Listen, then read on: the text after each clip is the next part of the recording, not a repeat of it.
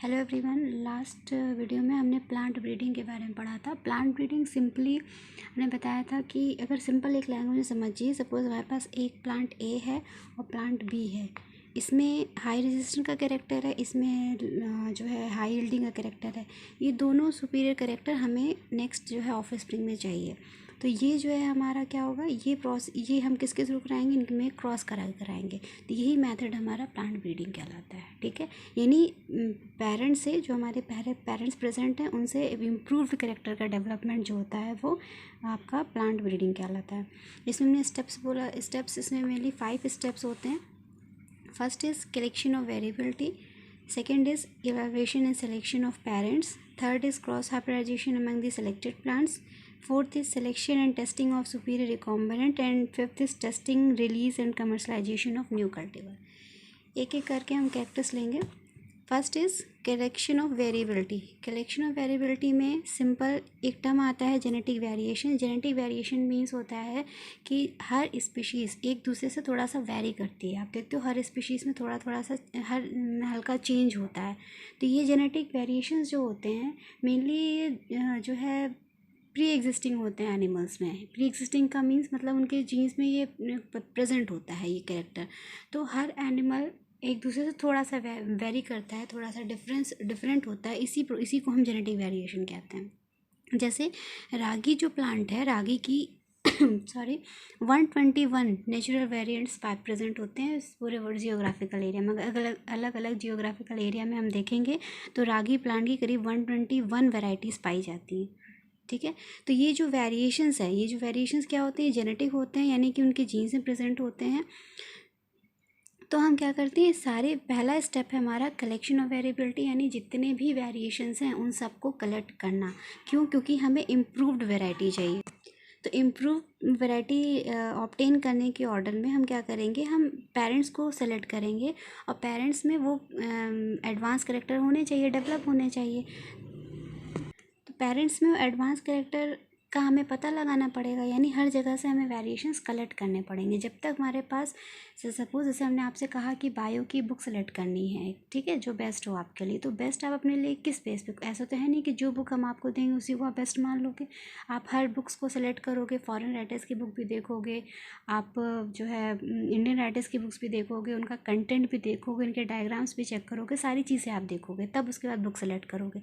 अगर सिर्फ एक कैरेक्टर के बेस पे हमने बुक सेलेक्ट कर दी तो हमारा डेटा रिलायबल नहीं होता। इन द सेम वे हम क्रॉप को भी हम अलग अलग जो है क्रॉप में भी हम वेरिएशंस देखते हैं, यानी डिफरेंट टाइप की जितनी वेराइटीज़ होती हैं उन सबको कलेक्ट करना पड़ता है। ठीक है, तो ये काम जो है, तो नॉर्मली क्या होता है, जैसे सपोज इस अब जहाँ पर हम डिफरेंट, जैसे सपोज आपने बुक, आपको कोई बुक आपको चाहिए, ठीक है, आपको बुक सेलेक्ट करनी है। तो बुक सेलेक्ट करने के लिए आप क्या करोगे, डिफरेंट बुक्स देखोगे और फिर उसके बाद जो अलग अलग वैराइटीज़ की बुक है उनका एक कलेक्शन बनाओगे, उनमें से जो बेस्ट चीज़ें हैं उनको निकालोगे, है ना, तभी तो आपके पास बेस्ट नोट्स बन पाएंगे।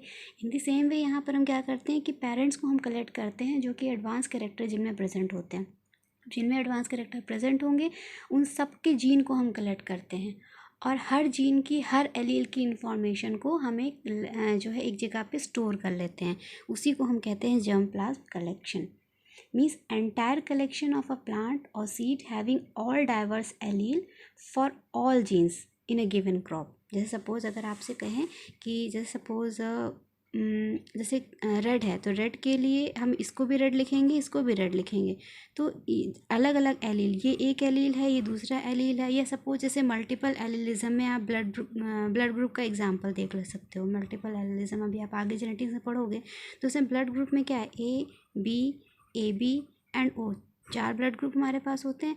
अगर हम चारों डेटा नहीं लेके अगर रिजल्ट निकालेंगे, अगर सपोज हमने कहा कि ब्लड ग्रुप जो है सैंपल कलेक्ट करके लाने हैं, तो आपने केवल 2 के बारे में ही पता किया, आपने कहा ये, या 3 के बारे में पता किया, आपने कहा ये 20% है, ये 20% है और ये 60% है। ठीक है, तो क्या डेटा रिलायबल होगा? नहीं होगा। क्यों? क्योंकि या तो ओ के बारे में आपको पता नहीं है, ओके, या आप जो है आपने इसको छोड़ दिया है, तो इस केस में क्या होगा कि हमारा डेटा रिलायबल नहीं होगा। और हम अंदर जाना चाहें तो RH negative, RH positive factors भी हम ले सकते हैं, लेकिन मतलब कहने का है कि सारे वेरिएशंस को कलेक्ट करना पड़ेगा, तभी हमें रिलायबल डेटा मिलेंगे। तो वो सारे अब ए के लिए कौन सा एलील रिस्पॉन्सिबल होता है, ए को हम इससे शो करते हैं या इससे शो करते हैं, ठीक है। तो ये एलील का कलेक्शन भी हमारे पास होना चाहिए, इस एलील के बारे में भी हमारे पास कलेक्शन होना चाहिए, ये एलील भी जो ब्लड ग्रुप बी के लिए रिस्पॉन्सिबल होता है उसके लिए भी इंफॉर्मेशन होनी चाहिए हमारे पास, और रेसेसिव एलील की इन्फॉर्मेशन भी होनी चाहिए। यानी उसके सारे एलील की इन्फॉर्मेशन हमारे पास कलेक्ट होनी चाहिए। सपोज़ कोई कैरेक्टर है, उसके पास ए एलील है, तो A1, अब इसमें वेरिएशंस हैं, हमें पता है जेनेटिक एक ही स्पीशीज़ की कई वैरायटीज़, कई वैरायटीज़ होती हैं, तो A1, A2, A3, A4 जितनी भी वेरिएशंस हैं सबको एक जगह हम कलेक्ट करेंगे, सारे एलील्स की इन्फॉर्मेशन हम उठा के स्टोर करेंगे। तो जहाँ पे सारे एलील्स की इन्फॉर्मेशन होती है एक जीन्स की, अगर सारे जीन्स की सारे एलील्स की इन्फॉर्मेशन जहाँ पर होती है उसको हम जर्म प्लाज्म कलेक्शन कहते हैं। तो सारे वेरिएशंस हमने देखे, फिर उसके बाद हमने क्या किया, उनको हमने कलेक्ट कर लिया। ये जो कलेक्शन का काम है ये IBPGR इंस्टीट्यूट करती है। इसने क्या किया, अलग अलग जियोग्राफिकल एरिया में अलग अलग जो है सेंटर्स बना लिए हैं, जो सिंपली क्या करते हैं, डिफरेंट जो है क्रॉप की वैरायटी के सैम्पल्स को कलेक्ट करती है, ठीक है। और इंडिया में ये 2 इंस्टीट्यूट हैं, ICRISA और NBPGR new Delhi. ICRSA international crop research institute for semi arid tropics, ठीक है।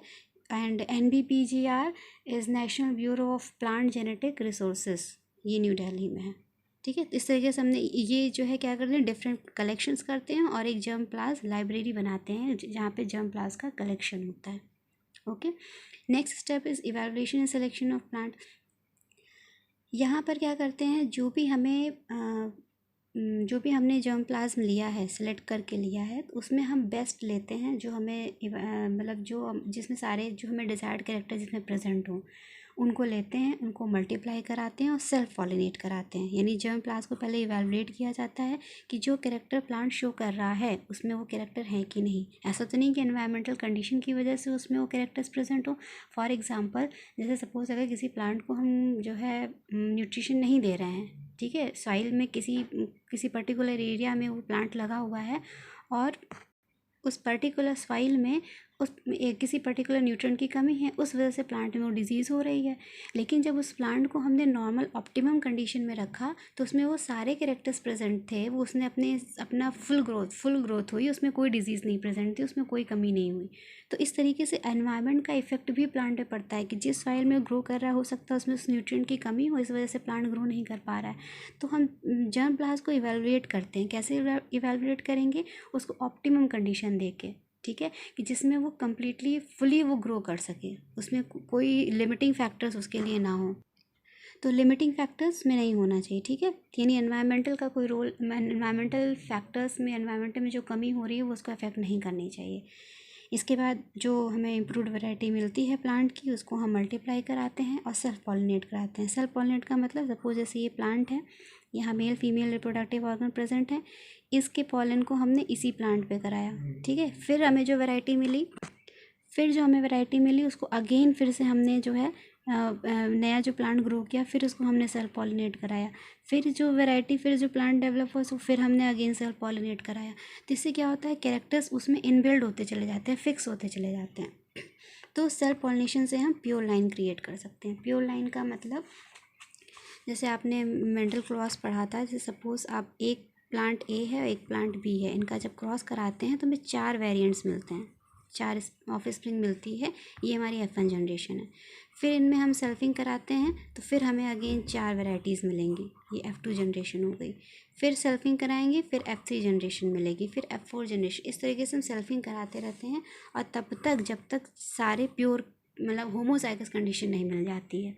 हमने बताया जैसे सपोज प्लांट टॉल है तो हम टॉल के इस वाले जो है जेनेटिक कंस्टिट्यूशन को हम प्रेफर करेंगे, इसको नहीं। क्यों? क्योंकि इसमें चांसेस हैं कि ये कैरेक्टर सेग्रीगेट हो सकता है या ये कैरेक्टर सेग्रीगेट हो सकता है, अलग हो सकता है। अगर ये हट गया तो टॉल कैरेक्टर इसमें से ख़त्म हो सकता है। लेकिन अगर ये प्योर होगा तो ये हर कंडीशन में टॉल ही शो करेगा, शॉर्ट नहीं हो पाएगा।